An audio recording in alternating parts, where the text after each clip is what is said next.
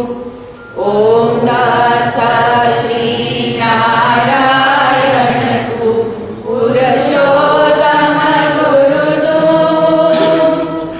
सिद्धभूत तु स्कंद विनायक सविता पावक तु पावक तु.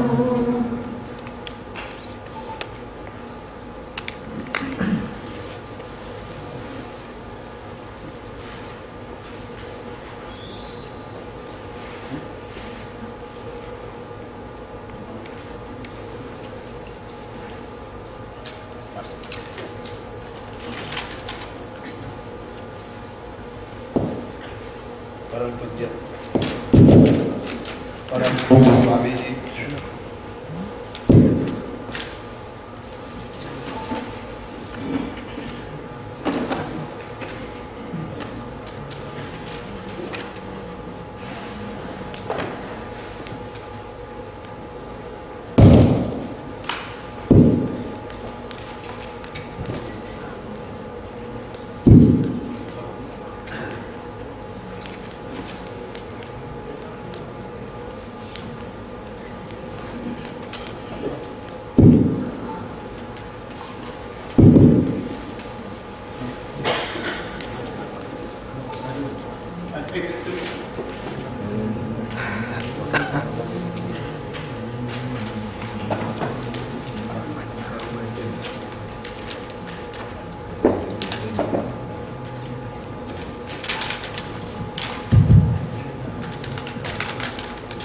परम पूज्य Swami ji, Sadhvi Bhagawati ji, and all invited guests and devotees.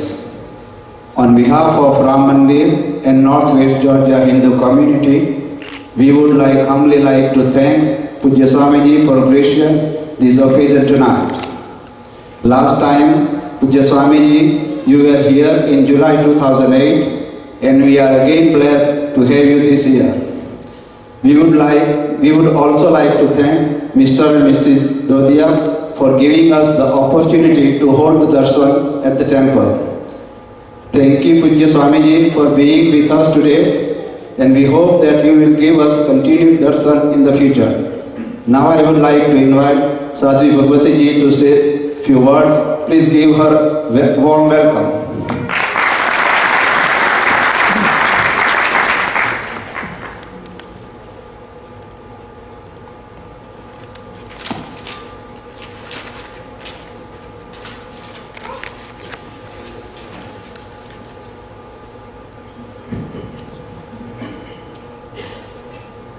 Champak Bhai Panchal, Presidents of the Samaj.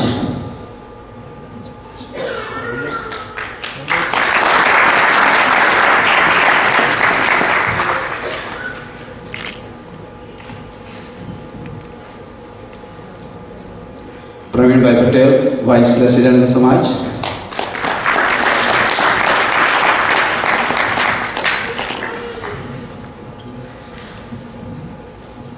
Jai Kishan Bhai Patel, Secretary.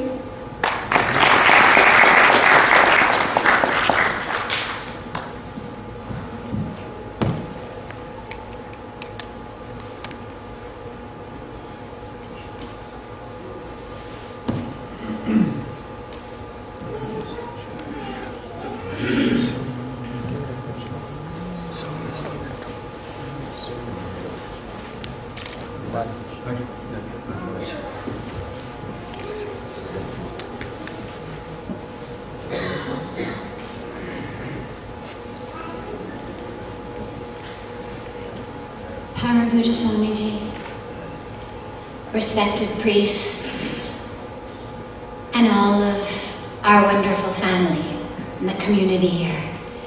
It's a wonderful joy and a wonderful honor to be back here again, and especially on such short notice, to be able to come and for Puja Swamiji to be able to give the darshan and the satsang in the mandir. Yesterday, we were traveling from Florida here to Atlanta last night, And as we were driving to the airport in Fort Lauderdale, we passed a church. And there was a sign outside the church that said, "Watch your thoughts and you will see your future." And I was thinking about that because I'm a scientist at heart and by academic training. And there's so much scientific evidence showing us the power of our thoughts, of our intentions, whether it's on plants, whether it's on immune system cells, whether it's on random number generators. They have shown over and over and over again that not even psychics and healers, but regular volunteers, regular people with the power of their thoughts can change anything. The power of our thoughts, either positive or negative, can actually make plants grow more quickly, slower, to sprout and blossom faster or slower, to give more fruit or less fruit. There are these machines that are called random number generators, where they're designed, they're engineered 50% of the time to give a 0 and 50% of the time to give a 1, like a coin, heads and tails. And they are perfectly engineered so that exactly 50% of the time they give you a 1, and exactly 50% of the time they give a 0. Unless, of course, you have someone sitting there directing their thoughts, and again, not a psychic, not a special healer, but they've done it with regular college students, regular volunteers, directing their thoughts, wanting more 1s or more 0s. And it actually can impact these machines to generate significantly more 0s or more 1s. They've done it with cells, cancerous cells, cells of the immune system. That power of thought can actually change the growth rate in petri dishes in science laboratories. So our thoughts, our intentions, are probably the most powerful tool that we have in our hands to create the life that we want to have, whether it's today or whether it's tomorrow. And yet, despite the fact that we have that much control of our own cells, of everything around us, whether it's plants, whether it's other people, whether it's machines. How many times have we seen that when we're cranky and angry, you lay your hand on the computer and the whole thing freezes? The power of what we're feeling and what we're thinking. Now they're telling us scientifically, actually is changing the world around us. And yet, how much attention do we even pay to what we're thinking? How much attention do we give to our minds and to our thoughts? If suddenly, sitting here, my hands started doing like this or like this or like that, I would stop them. Or if I couldn't stop them, I'd sit on them. And if I couldn't stop them or I couldn't sit on them, I'd realize there was something wrong with me. And I'd go to the doctor and I'd say, my hands are doing this and I can't stop them. People who sleepwalk, who in states of unconsciousness, unawareness, get up and their legs move, we realize it's an illness. Doctors treat this. If suddenly we started saying things that we didn't want to say, or we started singing songs in the middle of a conversation, unaware, unconscious, we'd realize there's something wrong. One of the symptoms of a disease called Tourette syndrome is that people in the middle of a conversation burst out, saying completely inappropriate things. So we realize that our hands, our legs, our mouths should be under our control. That we should be able to tell our hands what to do, our legs what to do, our mouths what to do. And yet our minds, our brains, by far the most powerful organ that we're given, we seem to be just sort of content to let it roam in any which way it wanted to go in any direction. Oh, that's just my mind, we say. And yet, if as I sat here, my hands were doing this and I just said, oh, don't worry about that, it's just my hands. Or if I started jumping up and down and I said, oh, that's just my legs, you'd think she's crazy. What does she mean that's just her hands? What does she mean that's just her legs? As though they were somehow separate from me? As though somehow I shouldn't be able to have control over them? And yet that's exactly what we think about our minds. We say, oh, that's just my mind. And yet we actually have the ability to have as much control over our minds and our thoughts as we do over our hands and our legs. It just takes awareness. It just takes bringing ourselves into the present moment. It takes moment to moment, minute to minute awareness. Do I want to be thinking this? And if not, we have as much power to change that as if our feet were taking us in a direction we didn't want to walk. Do I want to be feeling this? And if not, we have as much power to change that as if our hands were doing something we didn't want them to do. But the hands and the feet can sit idly. I can sit here and not move my hands or my feet. The problem is, the mind actually can't be idle. So once we realize, all right, I don't want to be thinking this, I don't want to be feeling this, I don't want my mind to be roaming all over the place in unhealthy and ridiculous directions, then the question becomes, well, so what to think? So what to feel? Where to redirect my mind? Because unlike the hands or the legs, we can't just stop it. So we have to decide where to put it, what to do with it. And that is the importance of the spiritual connection of our spiritual life. It's only through spirituality that we're offered an alternative of what to do with our minds. There's a wonderful story of 3 men who are in a boat in the middle of the ocean. And they're stranded on the boat, and they divide this boat into 3 separate parts. Imaginary, invisible lines, much like children in their rooms will divide the room in half and say, this is my half, that's your half.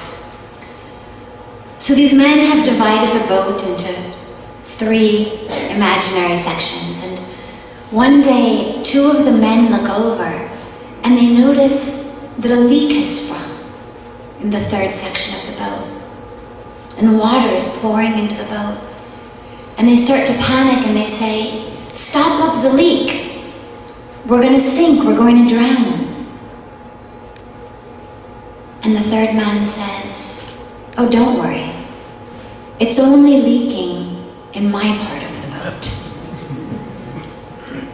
Now, obviously, imaginary and invisible lines, or no imaginary and invisible lines, a leak in any part of the boat is going to bring the whole thing down. And yet, in our lives, we do the same thing.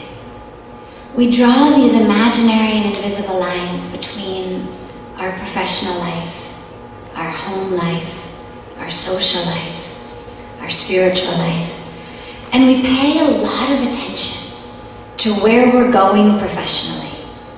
Am I rising in the company? Am I succeeding? Am I moving in the direction I want to go? Am I going upward? Socially, same thing. Am I getting invited to the right parties? Are my friends continuing to call me? Are people treating me the way that they always have? Do people give me that level of respect? Same in our families. Are our children going in the direction they want them to go? Are they treating us with respect? Are things moving well in our families? And yet, spiritually, we seem sort of content to let that leak spring, thinking, well, it's only the spiritual part of the boat. And the problem is that if we don't pay attention to that spiritual part of the boat, then slowly but surely the entire thing will start to sink. And what ends up happening is, when we're unable to know what to do with our mind, with our thoughts, with our intentions, we become pawns in the hand of the society, the culture, the media, and we start to think what they want us to think, act the way they want us to act, buy what they want us to buy, do what they want us to do. And that's where our lives start going in the wrong direction. For example, we all know, all of us, deep inside, we all know that things like happiness, peace, joy, meaning in life, that these don't come from outside. We all intuitively know within ourselves that we're not actually any happier the day after we buy a new pair of shoes or a new handbag or a new mobile phone. And yet, because we live so much of our lives unconsciously, we don't pay attention to that. And then you look at things like advertising. For example, take an advertisement for something like soap. Now, what does soap do? It cleans us. So an honest advertisement for a brand of soap would say to us, this brand of soap cleans you better than that brand of soap. But they don't say that. Instead, what they do is they show a beautiful woman and she's singing in the shower in the morning while she's lathering up, and then her equally beautiful husband comes into the bathroom and he's also singing, and they go out of the bathroom and they come into the dining room, and miraculously their child is already up and dressed for school, and he's eaten his breakfast, and his lunchbox is packed, and his homework is done. We're not selling soap. We're selling happiness. We're selling peaceful families. As though somehow, if I just change my brand of soap, suddenly I'm going to stop having to yank my kid out of bed in the morning. Suddenly my husband too is going to, sing as he walks into the bathroom, and suddenly everything's just going to be perfect and rosy and beautiful. And we laugh when we sit here and we dissect it like this. We laugh because it's ridiculous. When we bring just a little bit of awareness to it, we realize how ridiculous it is. We realize, of course, changing our brand of soap is not going to have any connection with whether my child does his homework, with how happy I am to get out of bed in the morning, with how well my husband and I get along. And yet, the billion-dollar advertising industry is counting on the fact that we won't be aware, that we won't be conscious, that we won't think about it. And in our drive for happiness and for peace and for meaning in our life, we continue to change our brand of soap and change our brand of dishwashing liquid and change our brands of jeans and mobile phones. They're happy, the advertising industry, and we continue to be miserable. Mahatma Gandhi said it beautifully. He said, what's the point of running so fast when we're running in the wrong direction? we've become so busy that we've put our minds on autopilot and we've just let somebody else drive them. And so we're running really fast, but it's in the wrong direction.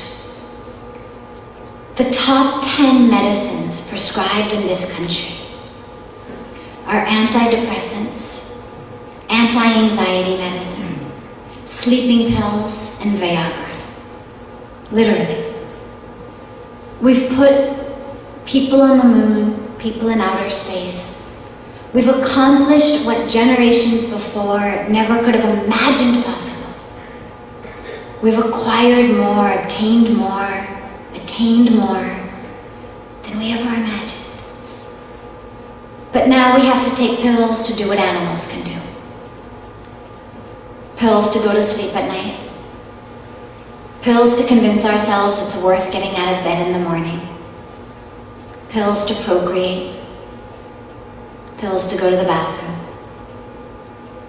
We're running in the wrong direction.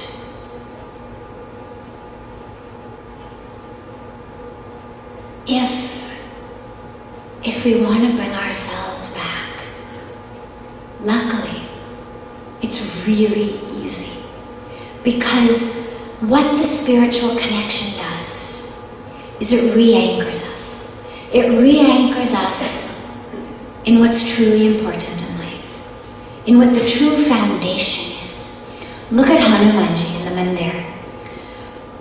In the Ramayana, when Hanumanji had to fly across the oceans and carry the Himalayas in his hands, afterwards when people said to him, Hanumanji, how did you do that? How did you make yourself so big? How did you make yourself so small? How did you carry the Himalayas? He didn't say, oh, well, I saw this ad for this special tonic and I went out and I bought it and it's wonderful, here's a coupon. And he didn't say, well, I've been working out at the gym 4 days a week. And what he said was, I just closed my eyes and I took Bhagwan Ram's name and it happened. He's the embodiment of the message of awareness, consciousness, focus, faith. Faith is the foundation of it. When we have that faith, we're anchored. Then there's no need to keep changing our brands of soap or jeans or dishwashing liquid or to acquire more and more. Because we're anchored.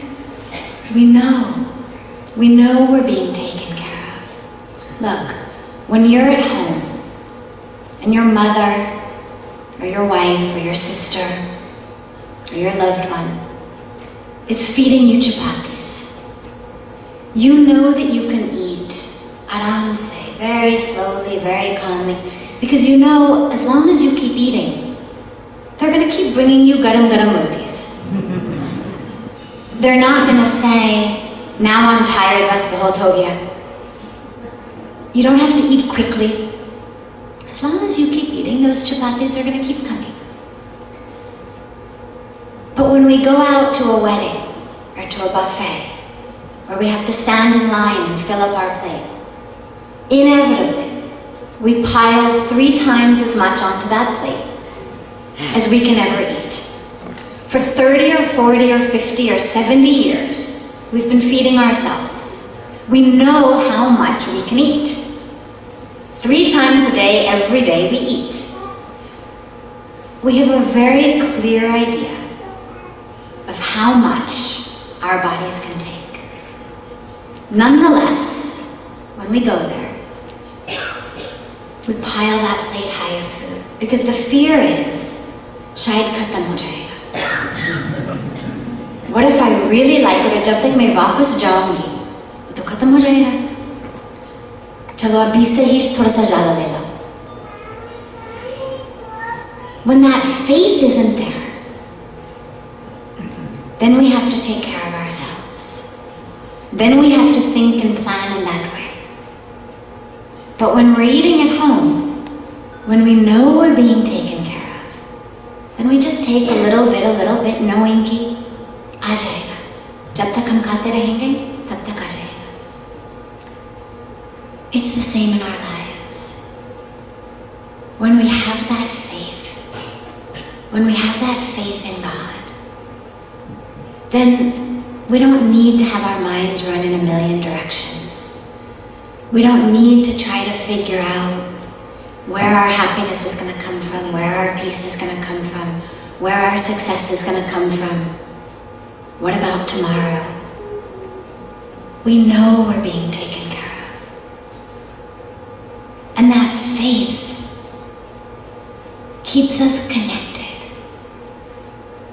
to what's really important. I want to conclude just by sharing one of my other favorite Hanumanji stories as we're sitting in the Ram Mandir. Because in this world, in this society, in this culture, with the media as we have it and the indoctrination as we have it, we lose track, we lose sight. We start to really believe that maybe going on this vacation or buying this type of car or building this house or getting this degree, maybe if I get that raise, then I'll be happy.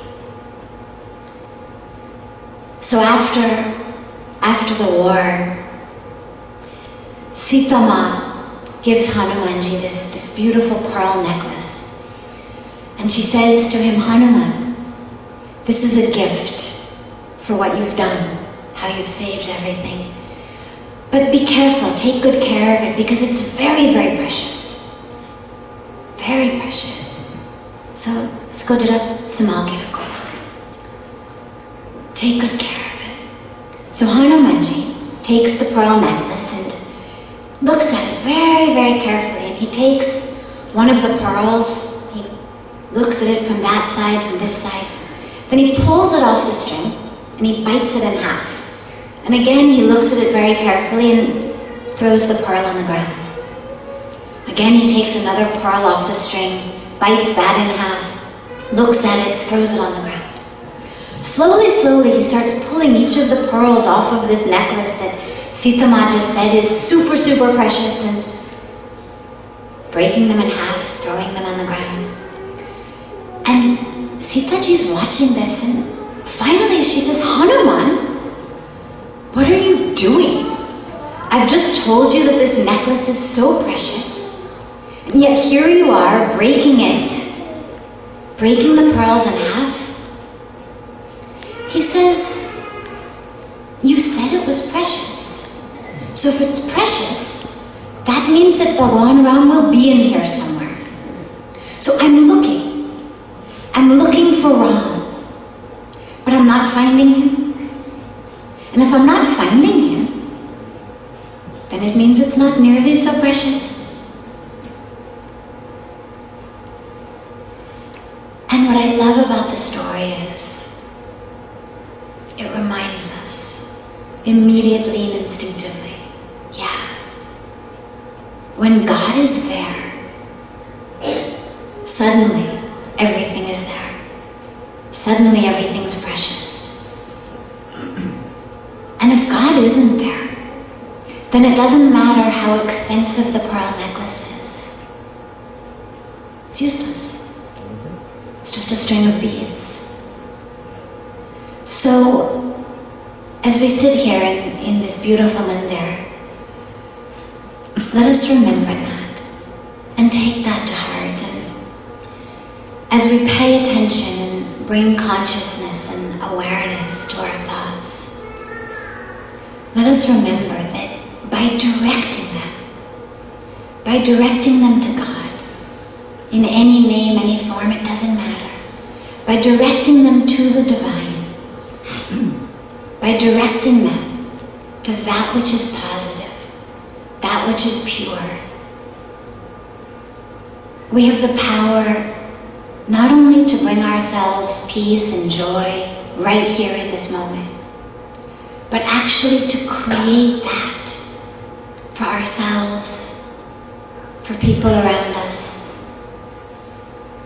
and for the entire world, today and tomorrow. Thank you.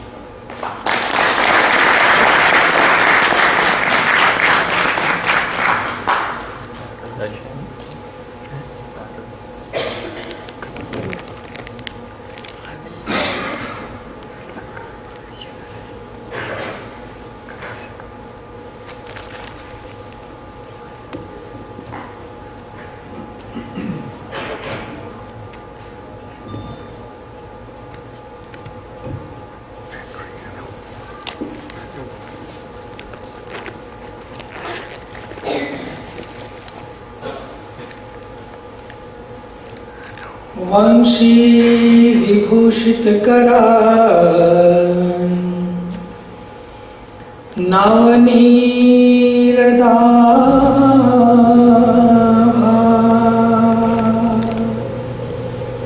Pitambara